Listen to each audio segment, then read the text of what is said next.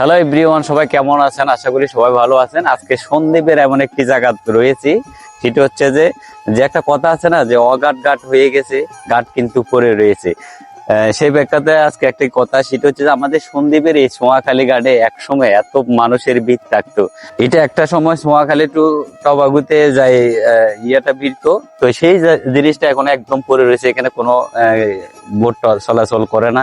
একটা সময় আমরা এখানে অনেকক্ষণ দাঁড়িয়ে থাকতাম যে চট্টগ্রাম যাওয়ার জন্য, আর এখন আমাদের এখানে তেমন আসা হয় না। তো আজকে আসছি, ভাবলাম যে আপনাদের সাথে একটু শেয়ার করি। নৌকার চলাচল হচ্ছে না, তো এই ঘাটটির আসলে অনেক ইতিহাস রয়েছে। আপনারা ইতিমধ্যে হয়তো অনেকে জানেন যে সন্দ্বীপের এই ঘাটটি একটা সময় এত পরিমাণ যানজট ছিল, এত মানুষ এখান দিয়ে আসা যাওয়া করতো। এখন কিন্তু এই যে শহর হওয়ার কারণে এখানে তেমন মানুষ আসা যাওয়া করে না, এই ঘাটটি অলরেডি পড়ে রয়েছে। তো এইটা মানে আমাদের সন্দ্বীপের মানুষের একটা ইতিহাস হয়ে থাকবে। সেই জন্য দেখুন এখানে এখন পুরাটাই ভরে গেছে, দেখুন সবকিছু এখন পুরাটাই ভরে গেছে। তো অনেক সুন্দর একটি জায়গা, এখন চর হওয়াতে সবকিছু ভরে গেছে।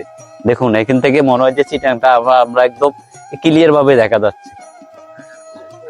অনেক সুন্দর একটি জায়গা। তো আমি যে আপনাদেরকে সবসময় বলে থাকি যে সন্দ্বীপে আসলে অবশ্যই এসব জায়গাগুলো কখনো মিস করবেন না। সন্দ্বীপে আসবেন, তারা সন্দ্বীপে এখনো পর্যন্ত আসেন নাই, সন্দ্বীপে আসবেন, সন্দ্বীপের এই সৌন্দর্যগুলো আপনারা উপভোগ করবেন। আপনারা কক্সবাজার যাওয়া লাগবে না, এখানে সন্দ্বীপ আসলে সন্দ্বীপের যে যে প্রাকৃতিক যে দৃশ্যগুলা, সাগর পাহাড়ের যে সিনারি গুলা, সেটা কক্সবাজারের চেয়ে তো আমি মনে করি সব থেকে সুন্দর একটি জায়গা। আশা করি সবাই আসবেন, সন্দ্বীপে ঘুরে যাবেন। সবাই ভালো থাকবেন।